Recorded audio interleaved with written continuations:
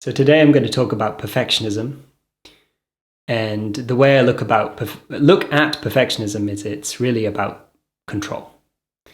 It's about wanting something to be a certain way, and grasping for that and not really wanting to let go of it being that way.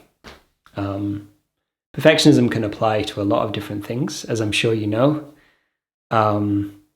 You can get it come up when you're trying to make something.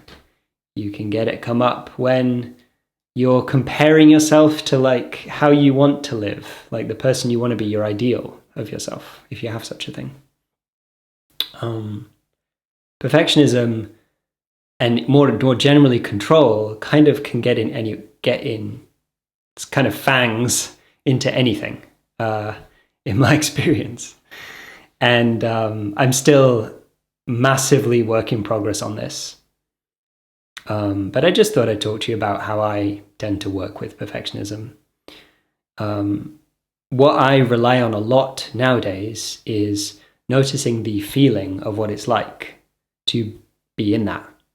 Like when I'm really grasping for, I don't know, I'm in editing mindset and I'm trying to get the perfect sentence or something, and I'm really aware of that experience and that feeling, and it feels very tense and unpleasant. It doesn't feel good. Physically, it feels tense and unpleasant. I notice that.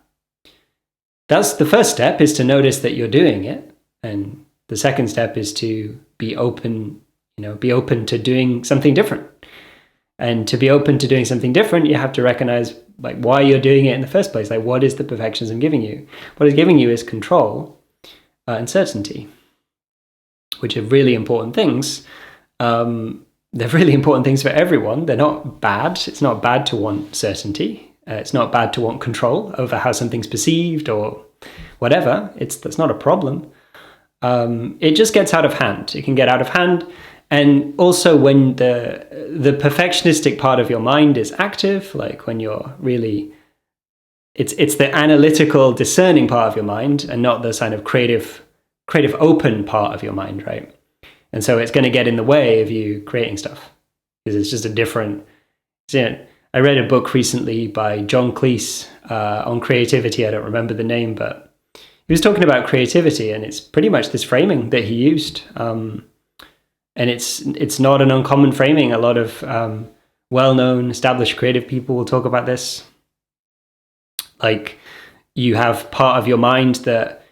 Basically, there's the writer and there's the editor. There's the part of your mind that is very creative and open to new possibilities and has ideas and can throw everything out there. And whether it be good or bad, it just throws stuff out. It doesn't care about good or bad. It's not like moralistic. It just has ideas. Very creative. And then there's the other side of your mind, which is like very analytical and discerning, and is able to like say, does that work? Is this good? Is this bad? And, judging, right? And that can be useful. It can be useful to judge whether something's good or bad, but not when you're creating, right? Not when you're you're either in one state of mind or the other, and it's very, you don't want to, the art is not removing the perfectionistic analytical side of yourself. The point is to be able to know and switch between the two. When is it useful to try to make something better versus when is it useful to try to create something, right? They're different. They're very different ways of perceiving, relating, being, right, that you experience, right? But perfectionism, what happens is that we tend to, this analytical part just gets way pumped full of energy. It gets way overstimulated and it takes over. Right, it takes over. And once you're grasping for control and that's your experience, it's kind of hard to first like realize you're in that, maybe because it's so intense, and then even, be open to not doing that, right? To stopping. Because you'd have to let go of it, you once you recognize you're in it, then it's like, well, what am I getting from being in it? And what I'm getting is control, and what I'm getting is certainty, and what I'm getting is like, I get to have the sense that I get to control how this is going to be perceived by people, right? Usually something like that. Or I get to control if this is good or bad, and that there is a good or bad and they're objective, and I get to decide that. which is a powerful thing, right, to have that perception. But then, you got to, if you got to surrender that, you got to drop that thing and realize that, oh, hey, maybe that's not appropriate right now. Maybe I'm getting stuck because I'm being perfectionistic. Maybe the perfectionism is actually an obstacle. And I think for most of us, it is an obstacle. It's not usually something we say, oh, I'm so glad I have this perfectionistic, and even the languaging, right? Like perfect, like getting it perfect, right? It's indicating that this is just overstimulated and just way too far to the analysis and like dissecting part of our minds, right? Rather than the part of our mind that is able to evaluate and assess like what works, what doesn't work. Right? It's a very different way of looking at it than perfectionism. Perfectionism, like it's gone out of control. It's having way too big an impact than it should have, and it doesn't feel great, and it stops you from doing things. And I think the way through is to realize it's okay how you're perceived. It's okay if you put something out there that's not very good. Really, it's fine. And the way through, I think, ultimately is like being okay with being messy. Whenever you're making something, whenever you're doing something, there's going to be a state at which it isn't what you want. It's not perfect. It's not even good.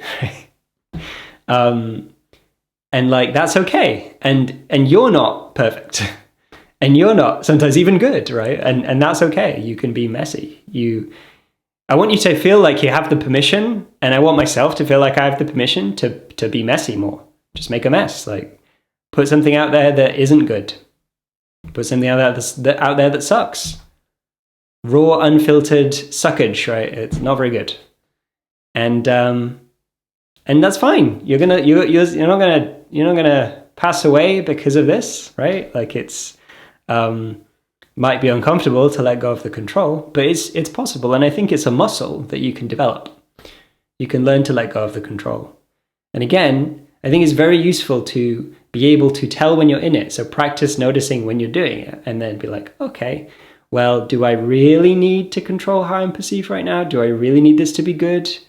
Do I really need this to be perfect? Or do I really, because all those things are valuable, but they're not fun, right? They're not fun. It's not fun to experience that. And sometimes you want to have some fun and make something or do something.